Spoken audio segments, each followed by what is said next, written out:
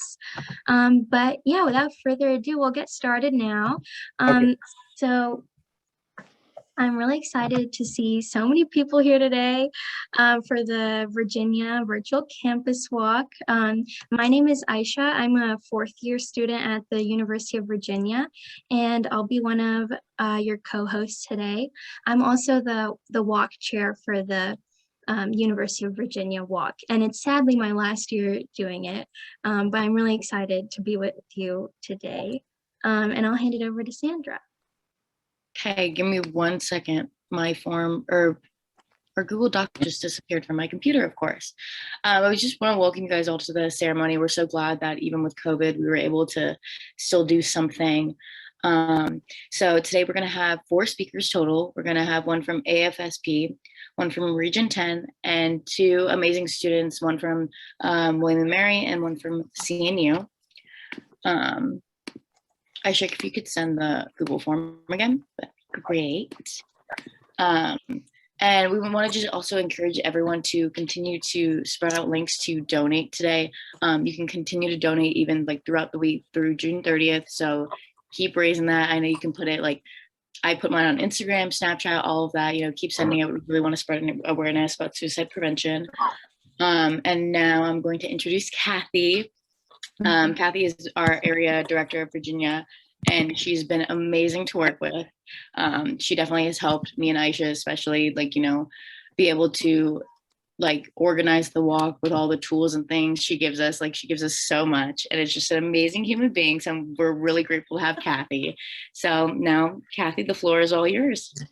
Sure. Thank you, Sandra. You're too kind, first of all. But I am Kathy Goler. I am the Virginia Area Director. I am the only staff for AFSP here in the state of Virginia. We are completely volunteer run and volunteer driven. And my role as Area Director is to provide organizational support and help guide our volunteer board of directors here in Virginia in their strategic planning and capacity building and in tracking the work that they do here across the state. So I'm really excited to be here with you this morning. I am excited that we have so many people, and I'm energized that we've already got folks walking. That is so cool. So I know that this is not a typical year, but on behalf of our chapter and on behalf of AFSP nationally, I really want to thank you for taking part in this and making it a priority today.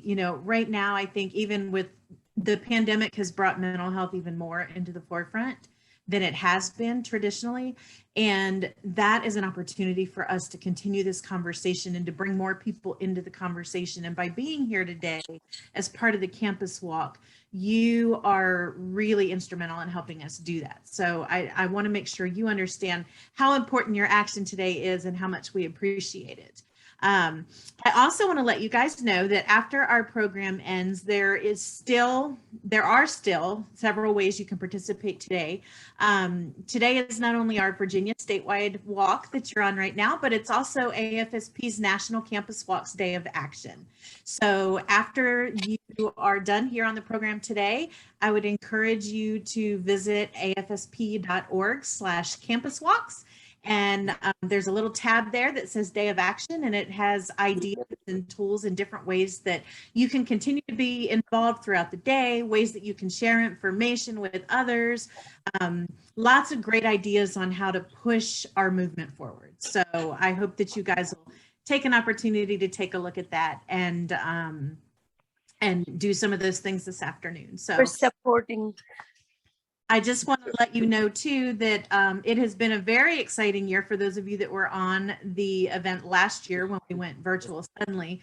None of us knew what a virtual world was going to look like for AFSP. And as a result of the work that you guys have done, we have actually grown our programming this year. We have converted many of our programs to a virtual format where we can deliver those to communities, and we are reaching more people than we have ever been able to reach before. And your past participation is what made that happen. And we're looking forward to a lot of new growth this year and new program opportunities. So stay tuned, keep an eye on our website, and we'll keep you in the loop on what's going on.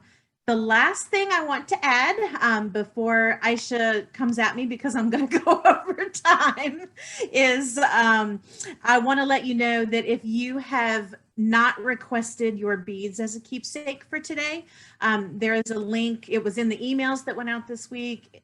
I will also put it on the Facebook pages for each of the campus walks, and I will post it in the chat here shortly. Please take a moment to go ahead and request your beads. Let us know what colors you wear and where you're participating, and we will make sure that we get those out to you. So enjoy your campus walk day and have a great weekend. Awesome. Thank you so much, Kathy. I'm going to share my screen now and just show you a slide with all the schools that are participating today. Let me leave that out of the way.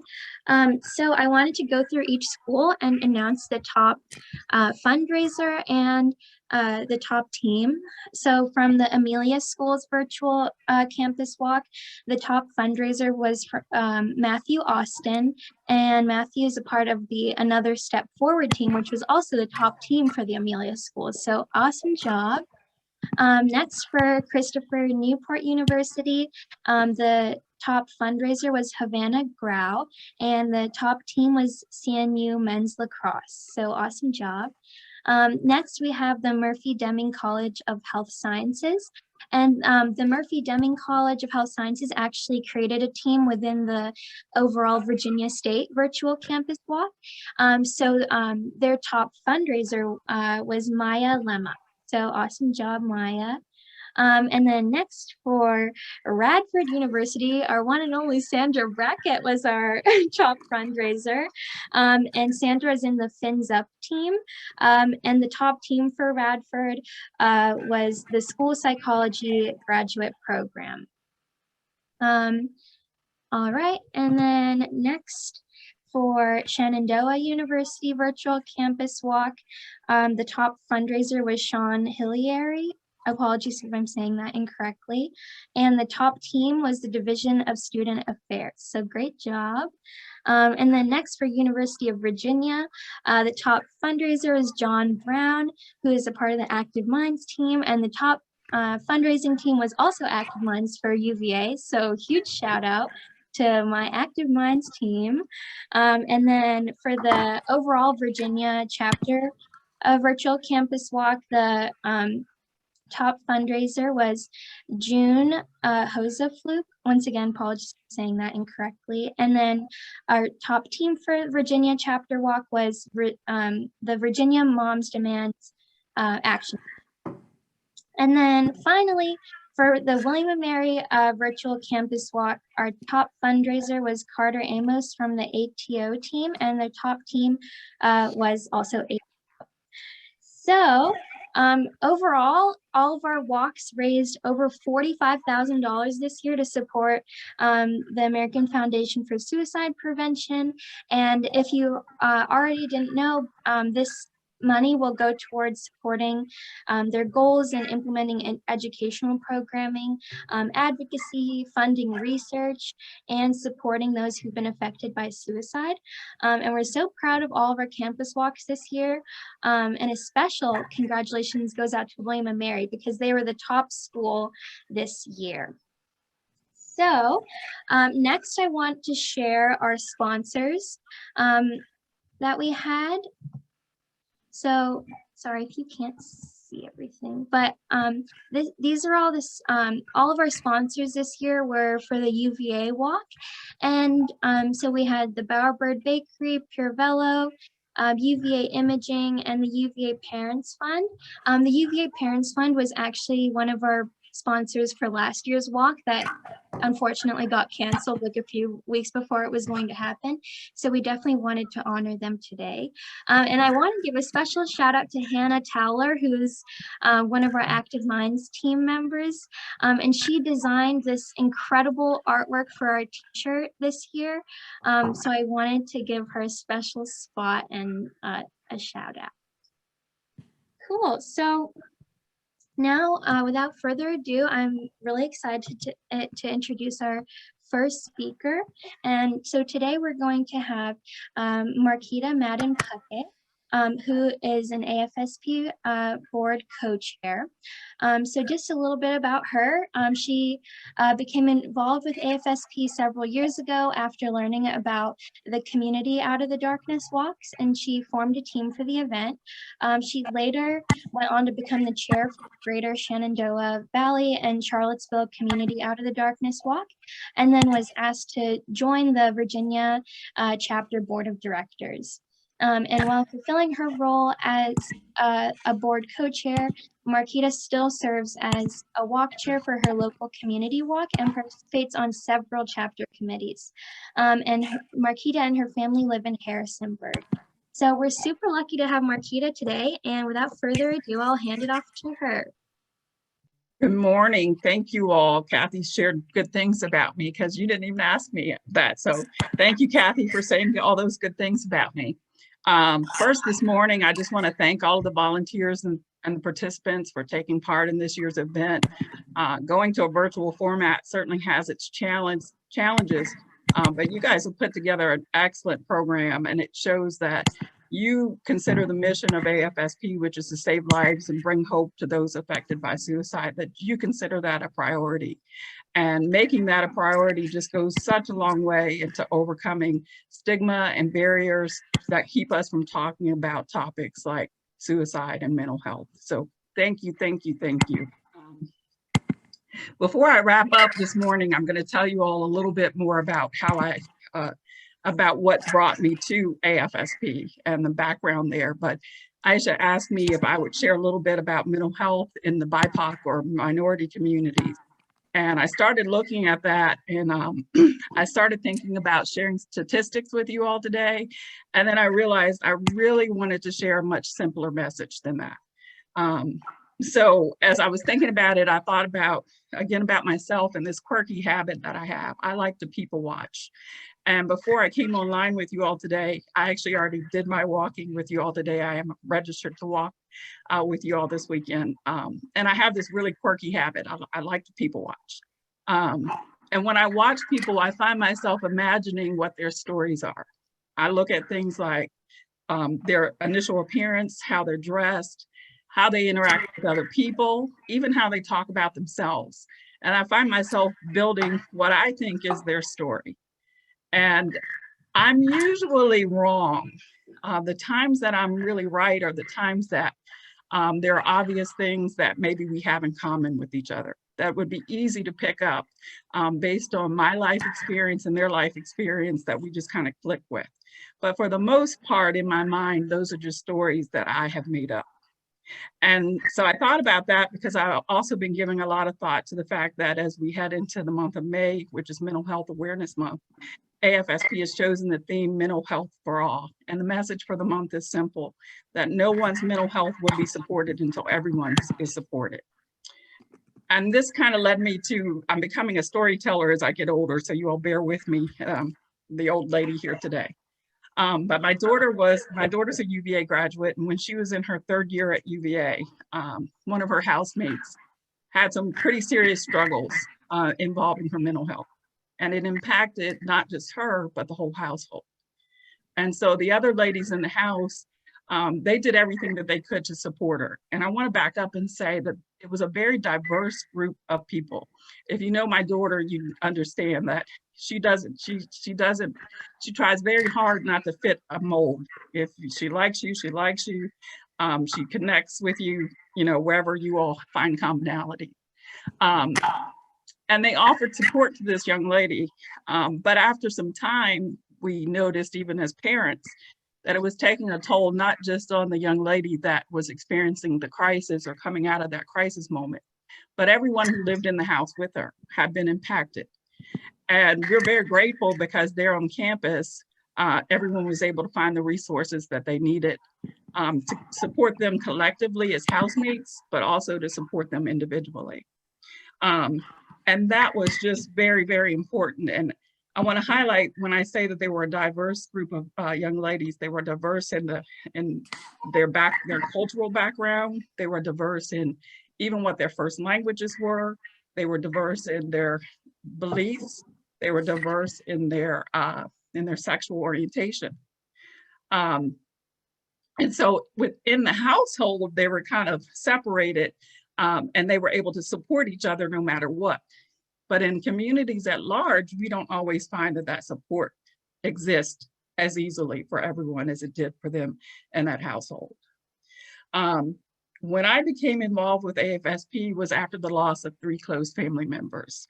I lost a brother in 2006 to suicide. I lost my father in 2016 to suicide, and I lost my youngest brother in 2017 to suicide. From the outside looking in, people probably looked, and I don't say this just because they're my family, but they probably looked at these men and said, they're handsome guys. They're funny, they're charming, women like them. You know, they're gainfully employed. One of my brothers was even married, and, you know, from the outside looking in, maybe he didn't have all the money in the world that he wanted, but from the outside looking in, he was successful. But what we didn't see is that because of the image that everybody around them had built up about them, they were ashamed to say, I'm struggling, I'm depressed, I maybe have a mental health condition that needs to be addressed, but I can't say this now because of the image and the ideal person that everyone around me sees me to be. And so that's really kind of what I wanted to share with you all today was following the death of my youngest brother in 2017, I started attending a support group, which kind of for me broke the mold a little bit too, because we're people of faith. So to say we need to go outside of that faith for help was a challenge, was something I had to overcome. And then I attended a 2-day training called Assist, a prevention training, because I wanted to know what did we miss? And obviously my family has some greater risk. So I need to be able to know how to support the rest of my family. One of the things that we did in that training was we split off into groups, and there were whiteboards all the way around the room. And we were challenged to write on the boards who we thought were the populations most at risk for suicide. And we spent a few minutes doing this, and there were a group of about 20 of us in that room. And by the time we finished and we all came back together and collectively looked at all the populations and all the people represented on those boards, there were very few, if any, communities untouched. And I realized then that I was living from the point of my perspective of who I thought was at risk. But wherever you are in your journey in life, your perspective is different. And you might see only particular people at risk. So suicide doesn't discriminate. Mental health is universal. Stigma and barriers, however, do discriminate. And that's why we have to be intentional about the work that we're doing. It is no one size fits all.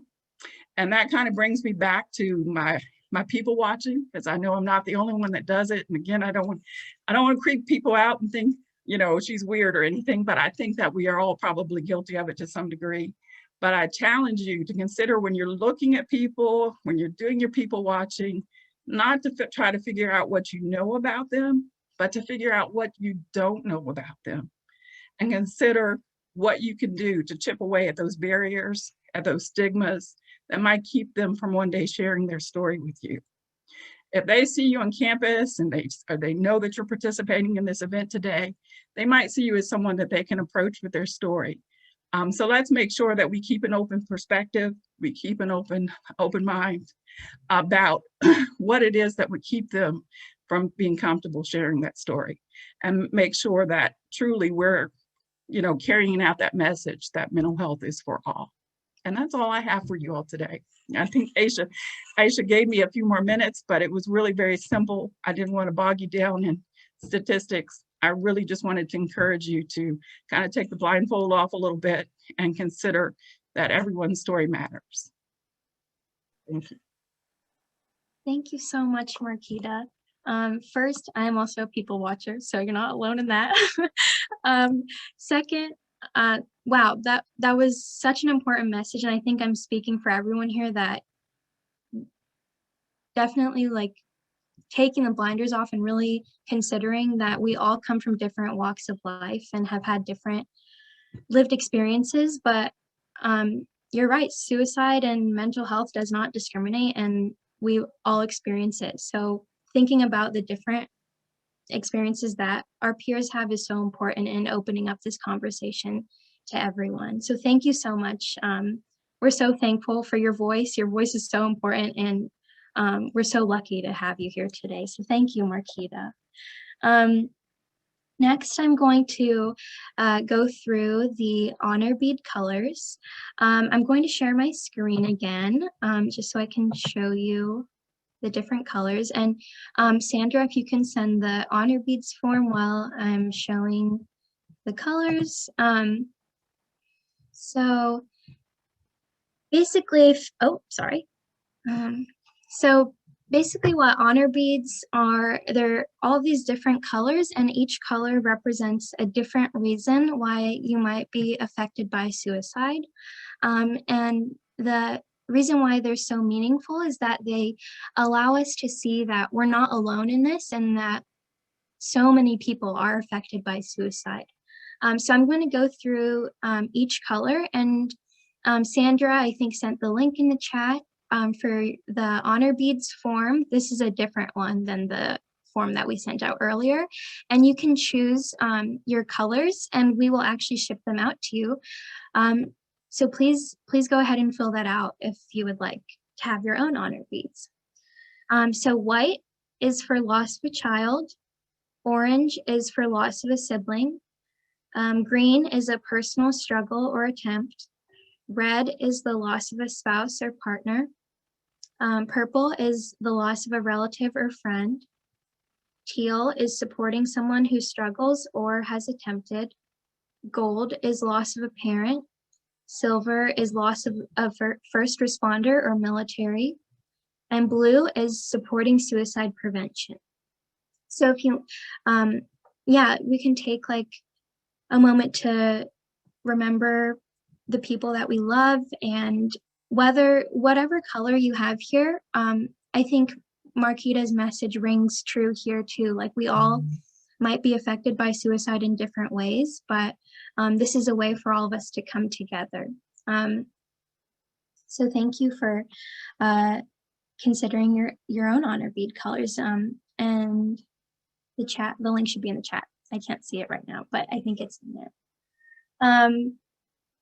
So before we go on to our next speaker, I also want to introduce our poster challenge today. So let me go to the next slide. And actually, we're also going to do our first prize drawing. So if Sandra, you can send the attendance form in the chat again, just so newer participants can fill that out and be included. I'm going to stop sharing my screen, but this is the prize. So the first prize is a pair of sweatpants, which look so comfy. And then we have shoelaces, green and pink, and then some socks. So I'm going to stop sharing my screen, and the way we're choosing the winner is basically getting a random number generator and then choosing a person from the spreadsheet that we can get from the Google form, just if you're curious. So I'll give everyone a few seconds to fill out that form if you haven't already.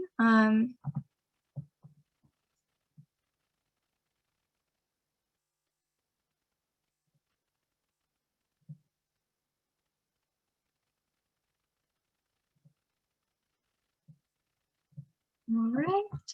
And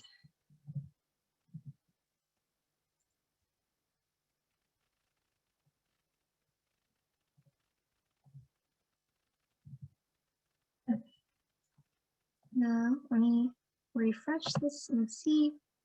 Okay.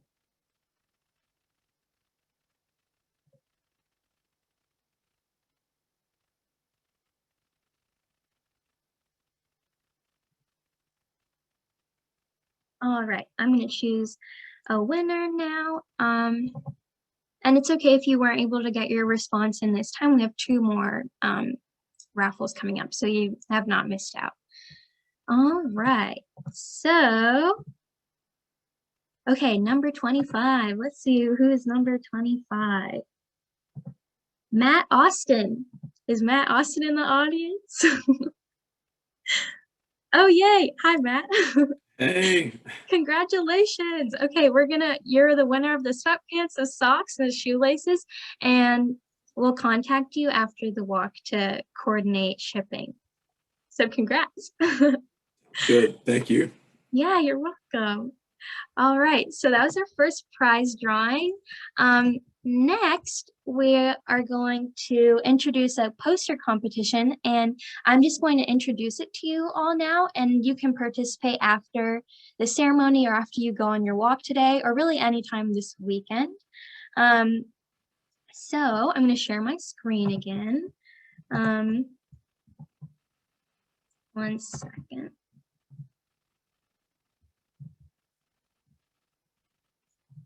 Okay. Oops.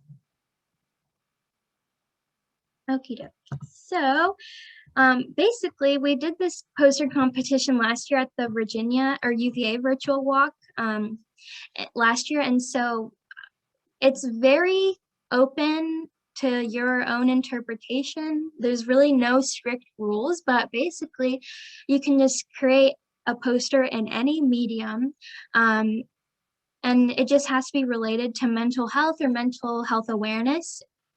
So yeah, I mean, I don't have any other instructions because I want you all to be creative and really do whatever your heart desires, whatever you want to draw, paint, really anything you want. And we're just gonna try to choose a winner maybe on Monday. So if you're going to participate in the poster competition, you can submit your posters to afspuva@gmail.com. And it can just be like, if you're doing some graphic design, it can just be like a screenshot of it, or if it's a paper type artwork, you can take a picture and send it in. But yeah, it's super fun. And these posters that you make, you can actually also take them on your walks with you and take pictures with them, and then also send those to our email. And if you give us permission, we can post them on our social media. So super fun stuff. And you can see here that the prize is going to be a beanie and this hat. So really fun. I will be jealous of the winner because I know I wouldn't win because I'm the least artistic person ever, but whoever does win, congrats in advance, and I'm jealous. So yeah, that's the poster competition. So yeah, now I'm going to hand it off to Sandra, who's going to introduce our next speaker. Okay, so our next speaker is going to be Laura Handler. She's from Region 10, and she's a licensed professional counselor and serves as the director for prevention for services with Region 10 Community Service Board. The prevention team focuses on reducing risk factors for suicide and drug and alcohol misuse while promoting resilience and wellness in Charlottesville and the surrounding counties. So Laura, it's all yours. Thank you so much. So first of all, just thank you all for having me. I appreciate Aisha reaching out, and it's just exciting to see how many people are participating and still really working in suicide prevention, even during now our second April in a pandemic. So really just excited to see all of your faces and appreciate you all taking the time today and having me come to let you know a little bit about the work that we are doing certainly locally in Charlottesville, but also representative of CSBs around the state of Virginia. So if you're not familiar, CSB stands for Community Services Board. And what we do is we're essentially community mental health, substance use, and intellectual and developmental disability services. And the state of Virginia is divided into 40 regions. So every region in the state has a CSB. So if it's not something you're familiar with, or you're not sure for your specific area what your CSB is or how to contact them, just do a quick Google search and you should be able to find them. And I really would encourage you to do that so that you're aware, because I think it's a really important resource throughout our community, specifically for suicide prevention for two reasons. The first being that all CSBs have emergency services available, and that's really for people who are in crisis, having a mental health crisis and need support. they can call, or they would be people that might meet them at the hospital, you know, kind of depending on what the situation may be. So that's something that I think is just important for everyone to know, that you have local resources around that. And then what I'm really going to spend today talking about is what I do, which is the work of prevention services. And again, every CSB has a prevention team. Some are smaller or larger than others, depending on where you live, but we all get funding through federal, state grants, different local grants, and primarily we are covered by the Virginia Department of Behavioral Health and Developmental Services. And the work that we do is specifically, as was mentioned, is preventing suicide, drug and alcohol misuse, but also really trying to promote mental health and wellness. And how do we reduce stigma? I so appreciate Marquita and her speech earlier, because this is a universal issue, and it's something that we need to be talking about, and that we need to be making sure that people are aware of how to reach out, and then how to respond when somebody that you know or love is struggling. And so she also mentioned Assist, which is a training. That's an example of one of the things that our teams do, is provide trainings specifically around mental health and suicide prevention. So Assist is one of them, that stands for Applied Suicide Intervention Skills Training. We also do mental health first aid trainings, Safe Talk. There's a variety of different trainings that we can provide in the community.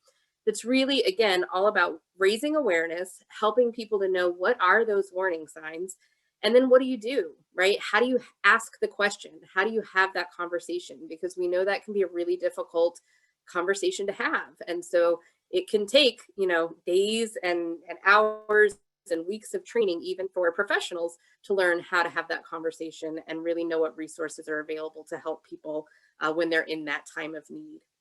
So that's a big part of what we do. The other thing that I wanted to highlight for you guys, I don't know if you can really see my shirt so much, but it's an initiative in the state of Virginia. It's called Lock and Talk, L-O-C-K and Talk, T-A-L-K. And this is something that we created, a group of CSBs a few years ago, that really grows out of the Harvard Means Matter research, that shows that the more time and space you can put between somebody who's experiencing suicidal thoughts and the method to follow through with those suicidal thoughts, the more likely you are to save a life. You buy time for those thoughts to pass, or for them to reach out for help. And so that means matter, lethal means safety is another way of putting it. And so we really sort of took that and tried to figure out how can we put that into practice and put that into action. And so Lock and Talk came up with their motto, which is very simple: lock meds, lock guns, and talk about safety. And it really highlights medication overdose and firearms as our top two means, and how do we prevent people from accessing those. So we provide, around the state, 38 out of 40 CSBs will provide free safety devices to the community. Those are either lock boxes for medications, or trigger locks or cable locks for firearms. And so we give those out to really try to give people a concrete way to lock up their medications and lock up their firearms in their homes, so that they and their family members and loved ones are safe. And then the talk safety part is just as important. And so with all of the materials that we give, all the safety devices, we give education materials. We certainly highlight the National Suicide Prevention Hotline, the crisis text line, and other local resources, so that people know how to have those conversations and what support is available. So to give you an idea, I did pull some numbers. In fiscal year 20, so that was like 2019 to 2020, across the state of Virginia, we distributed 9,727 lock boxes and 5,268 gun locks. So that's thousands of households that now have something to keep their family members safe. But we all know there are a whole lot more people in Virginia than just those 10 or 15,000. So we have a long way to go. And we're still, this is kind of a growing initiative, and something that we're still really working on getting the word out around the devices, but also just around education. You don't have to get the devices from us. You can buy them kind of anywhere. Amazon is my go-to for all sorts of things. So just want to highlight that is something that we are working on. And in addition, Lock and Talk looks at what we call the Gun Shop Project, and that's visiting local firearm retailers just to really give them information to highlight, again, what are some warning signs? How do you have conversations with your customers around safety? And we give them posters to put up, educational materials, just really trying to get the message out and increase awareness and really decrease stigma so that people will reach out when they need help.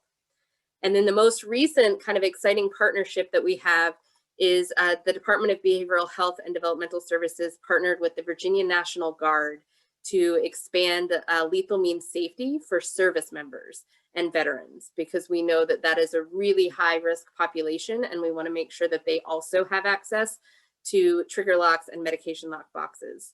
And so really trying to bolster the message there and talking again about lethal means safety. And I know people have been putting stuff in the chat. Forgive me, I haven't been looking. Oh, Kathy, thank you so much. I was going to tell people about the website, but that's it right there. So I appreciate you going ahead and putting that in there, both for your local CSB and for lockandtalk.org. So if any of you all are interested in more information, please visit those. We would love, we rely on community support and people helping to get this message out and really working to end that stigma. So connect with your local CSB if you haven't already. There's a lot of coalitions doing a lot of this work as well, and really partnering with organizations like AFSP and a lot of other local areas. So thank you all again for the time. I appreciate it. And again, so excited that you all are still doing the walk virtually. So well done. Thank you so much, Laura. I think the work that you're doing is so amazing, and it's so important for everyone to know, and just keep spreading the word of like the stuff that you do, because it's super important. So now Aisha's going to share her screen, and we're going to go over some of the resources that are in Virginia.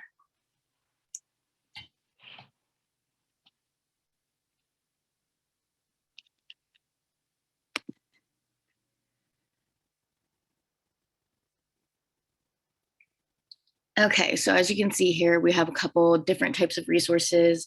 So the Resources National, we have, AFSP, United States Survivors International, Now Matters Now, Suicide Prevention Resource Center. For Emergency Contacts National, there's the 1-800-273-TALK. And then for local, we have the Virginia Suicide Prevention Resources Directory. If you want to take a screenshot of this, I highly recommend it so you can look at this later. There's also the Virginia Department of Health Suicide Prevention. We also have some resources like mental health and COVID-19, which obviously is very important at a time like this. We have a hashtag Real Convo, Seize the Award, Find Your CSB. We also have Campus Suicide Prevention Center of Virginia, which is very important for college students. So yeah, just take a screenshot and you guys can look at these later. Of course, the AFSP website has all this information and a bunch of other fun things that you can look at. So now we're gonna take a 5-minute break. So we're gonna come back at I can actually go over you can go over the I have one more slide of resources that I really wanted to highlight today. And these are BIPOC mental health resources. So basically, I really think it's important to emphasize these because like Marquita was saying at the beginning, we all have different perspectives and different lived experiences when it comes to mental health and how it impacts our lives.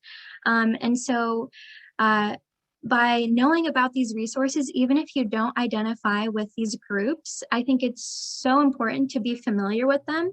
So if you are ever in a situation where you are with someone who has these identities, like where to refer them to, or like a place that they can start to find like a therapist or just like online support for mental health.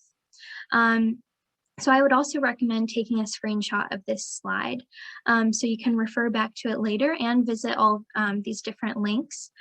Several of these links also have therapy funds. So if therapy isn't accessible to you, some of these also have applications on their website where you can apply for funding for therapy. And some of them also have these search filters where you can apply a sliding scale, which is when you pay based off of your ability, like, or how much, like what your income is. So yeah, again, I would highly recommend screenshotting this page. Of course, this is not all of the resources available. I have an AFSP link that has an even longer list, so I'll send that in the chat in a minute. But yeah, as Sandra said, I think we're going to take a 5-minute break now. And during this time, you can go to the bathroom, get a snack, really whatever, or you can stay on the call. You're welcome to do whatever you want. So I'm going to stop sharing now, and I'll send the link with more resources on it.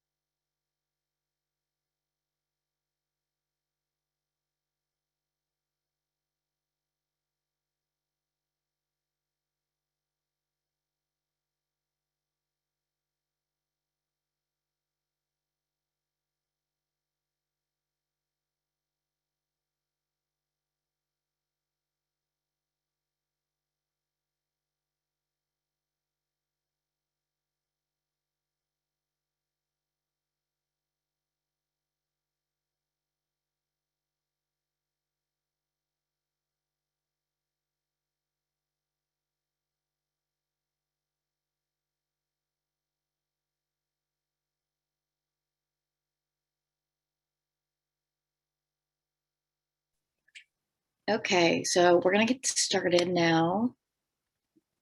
So our next speaker is going to be Victoria Reed. She's from Christopher Newport, and she's a senior. So Victoria, we're so grateful that you're able to speak. And yeah, you can start whenever.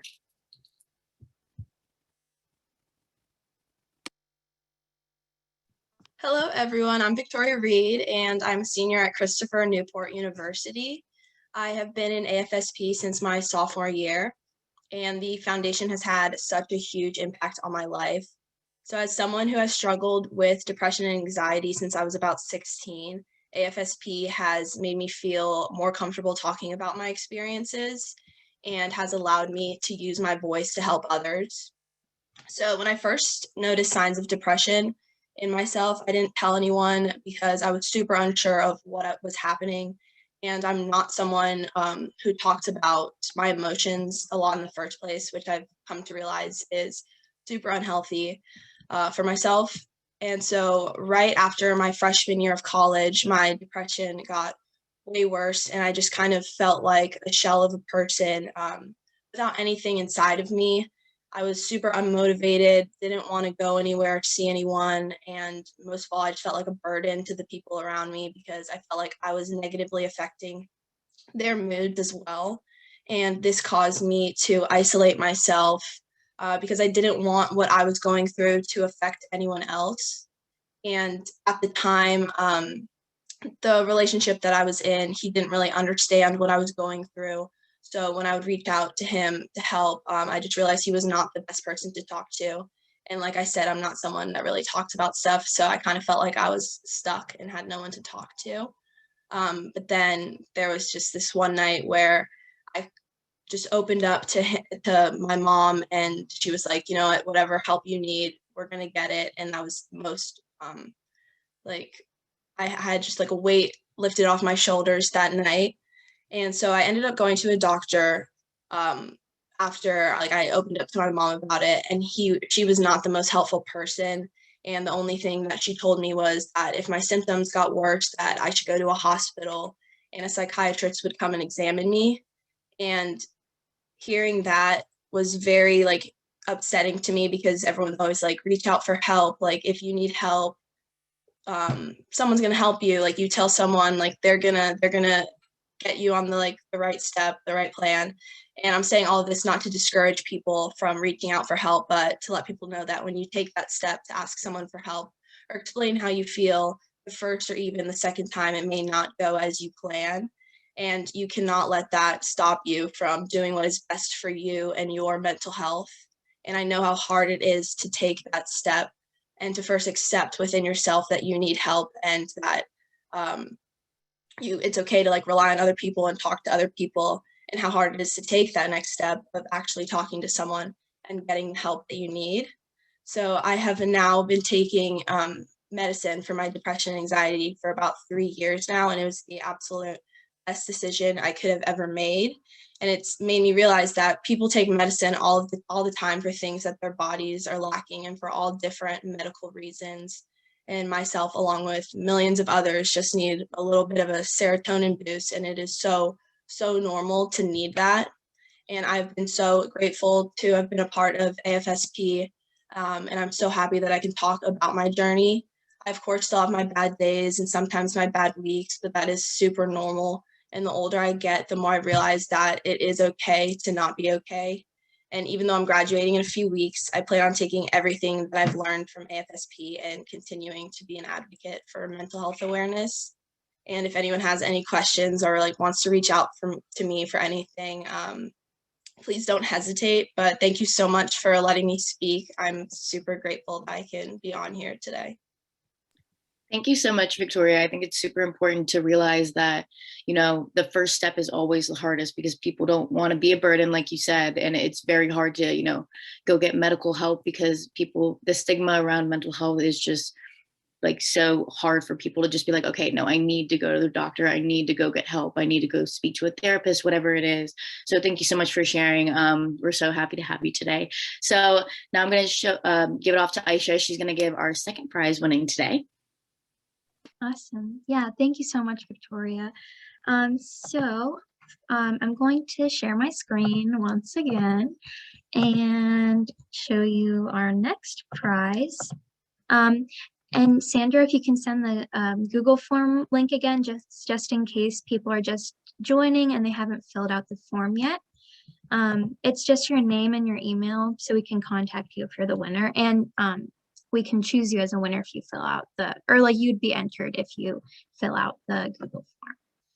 So our next prize, we have lots of cool stuff in this one. So here we have the Real Convo prize pack. And so you have an awesome t-shirt, a phone wallet that you can stick on the back of your iPhone or any phone that you have on the back of your case, a really cool pin, a lifesavers, or a lot of lifesavers guides actually, to share with your friends, loved ones, really anyone. And these lifesaver guides have a lot of resources in them, so they're super helpful. And then we also have a pack of 10 wristbands that you can also share. So I'm going to stop sharing now and then choose our second winner.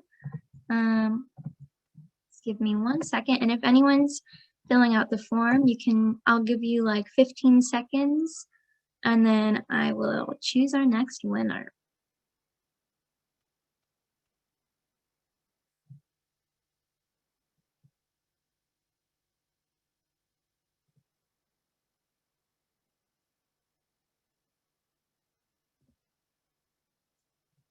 All right, so 33, number 33 is Megan Wolf.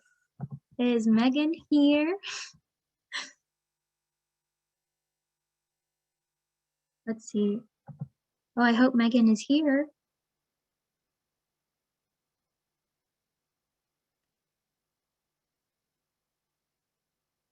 We have her email anyways, so we can let her know that she won afterwards. But congrats, Megan. Oh, okay. Thank you, Eliza. Awesome. Yay. Congrats. Okay, cool. So that was our second prize. And next, we're going to have our last speaker of the day. We have Cole McAndrew. Cole is a student at William & Mary, and I believe he's the walk chair for William & Mary this year. So we're super lucky to have him here, and I'll hand it off to you, Cole. Thanks, Aisha. Hi, everyone. I'm Cole. I'm a junior. Like Aisha said, I'm the chair of the walk William & Mary this year. So firstly, I want to say a huge thanks to Kathy Goller for her help this year. This is my first semester chairing the walk, and I had virtually no idea how to do it when I first started. So she was a phenomenal resource for every question I had, small, big, insignificant, whatever. And thanks to Aisha, Sandra, Kathy again, and everyone else for setting this up today. I'm very happy that, even though we couldn't have our usual in-person event, we were still able to come together, virtual or not, and celebrate all the work that we've done. And thanks to all the speakers today. I was really moved in particular by Marquita Madden's remarks in particular, and I really appreciated her story. Everyone here knows how important this work is, and I'm really reassured to know that there's so many strong people in the state of Virginia supporting mental health and suicide awareness. It really means a lot to me and all of us, I'm sure. So yeah, I was incredibly proud to chair the walk this year for William & Mary. It means a lot to people on campus and in our community. I never thought I'd be chairing it, but it's really been an honor and for sure my proudest moment so far in college. And I really look forward to doing it again next year. So our walk was really successful. I'm super happy to say that we blew away our goal of $10,000. We raised almost $13,500 so far, hopefully a little bit more today. We had 89 participants from 5 teams, over 5,000 minutes of activity, and just countless friends and family members impacted by our fundraising and awareness efforts. Special thanks to Carter Amos, our top fundraiser, James Davies, another huge fundraiser, and Sydney McCullen from Active Minds. They were our top 3 fundraisers. Carter specifically went above and beyond. He's a new member of ATO, and he raised $2,200, which was just astounding to me. I mean, we just met him like a month ago, and he raised so much money. We really appreciate it. Just through social media fundraising, which really goes to show, you know, even though we couldn't do our normal stuff, like it goes to show how powerful our message is and how receptive people are to it. So obviously, you know, it was pretty difficult doing the walk during COVID. We had to change our fundraising model a little bit. We did it basically entirely through social media and friends and family, sort of like a grassroots fundraising campaign, I guess. But it ended up being really powerful because, you know, we all had conversations with our parents and our friends about, you know, how important this is. You know, I got to talk to my parents about it a little bit, just, you know, hey, this is like a really important thing. It means a lot to us. And everybody had those conversations, which just spreads, you know, the message of Out of the Darkness and AFSP even more, which is awesome. It was a little tough because, you know, in past years, you get to physically see the impact that you're having on community members and walkers, and that's really powerful. I remember my freshman year getting to talk to people who were just so, you know, moved by the walk and really, really happy to be there. So it was tough not having that. But like I said, the connection that we made with people virtually, I thought, you know, really inspired me. And, you know, so I'm also want to say that I'm very proud of ATO, the group that I'm a part of, and how we rallied around the cause of Out of the Darkness once again. It's kind of become like a tradition of ours to chair this walk for William & Mary, and I think that's really cool. And it's one of the things that makes me just really proud of all my brothers and the whole organization. So for those of you guys who are on the call, love you guys, appreciate it. I'm very thankful for the support from Team Sapria, Active Minds, and you know, the other campus groups who joined us and helped us pull off a great walk. So thank you all. I really appreciate it, and look forward to doing it again next year. Thanks a lot. Awesome. Thank you so much, Cole, for sharing your experience as a walk chair at William & Mary. And of course, you guys did so incredible this year. So congrats. And yeah, I just want to say, like, having our students speak today is so important because, of course, the campus walks are led by students with guidance from Kathy, of course. And so we're so happy to have you, Victoria and Cole, here to talk to us today. So thank you so much. Next, we're going to do our last prize drawing of the day, and then we're going to wrap up. So I'm going to share my screen yet again and show you what our third prize is. And this one, I wish I could win because it's quite awesome. If Sandra, you want to send the Google form link again, just in case anyone hasn't been able to fill out the form yet. But here is our final prize. Let me move that. Okay, so this one is called Tend Your Mental Health Garden Prize Pack. And this one has a bunch of cool stuff in it. And it can help you start self-care if that's something that you've been wanting to do. So you see we have a water bottle here, an AFSP journal, and a package of 15 really awesome stickers. So I'm very jealous of whoever wins this one. But let me stop sharing so I can choose our winner. Okay.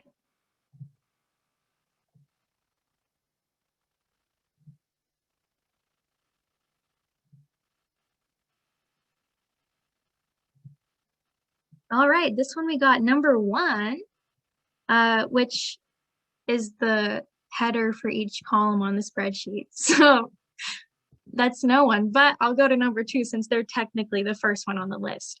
Wendy Carlson. Do we have Wendy in the crowd? Oh, hi, Wendy. Congratulations. So you got this self-care kit, and we're going to email you after the ceremony or sometime this weekend just to get your contact in or like mailing info so we can get your prize to you. So congrats. All right, so with that, we're gonna wrap up the walk today. So I just want to let you all know that I'm so glad that we were able to come together despite the circumstances this year and have an amazing ceremony with so many incredible speakers who shared their stories and their experiences with suicide prevention, mental health, campus walks, etc. So I'm so happy and lucky that we were all able to be together and hear from so many awesome people. Thank you to the walkers who are here today listening.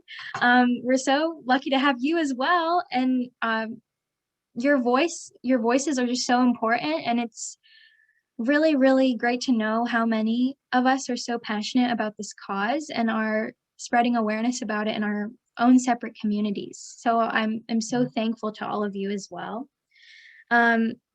We've fostered hope in just like an hour, and it's just the beginning of the day. It's not even noon yet. So I'm really hoping that all of you can go on your walks today if that's something you want to do, or any other self-care activity that is most comfortable for you, and talk to the people in your life that are special to you about why this cause is important to you. I think that's so important, and getting those conversations started is a first step into really making a difference.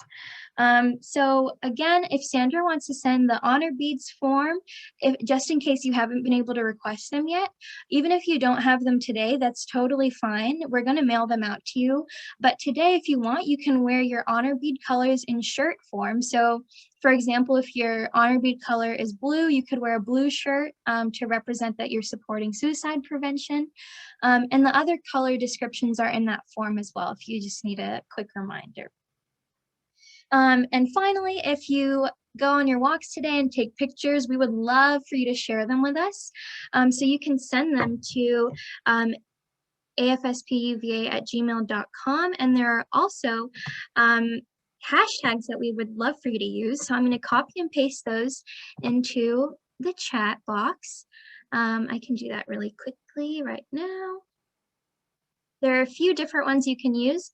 You can choose any one that you want, or you can use all of them. It's up to you. So those are the 3 hashtags, and then I'll type in the email again, if you want to send us your pictures. So that's great. And again, if you want to make a poster and submit that to the competition, you can do that as well. All right, so that's all that we have for you today. Again, thank you all so much for coming and creating this amazing community. I'm so happy that we could share this space today and talk so much about suicide prevention and mental health. I've had such an amazing time with all of you, and thank you so much, Sandra, for being my partner in crime and hosting this event with me. We wouldn't have been able to do this without you. And Kathy, thank you so much. And again, thank you to all of our speakers, Marquita, Laura, Victoria, and Cole. We appreciate you all so, so much. So thank you again. Yeah, go on your walks, send us pictures. Yeah, I'll stick around if anyone has any questions, but thank you all and have a great rest of your day.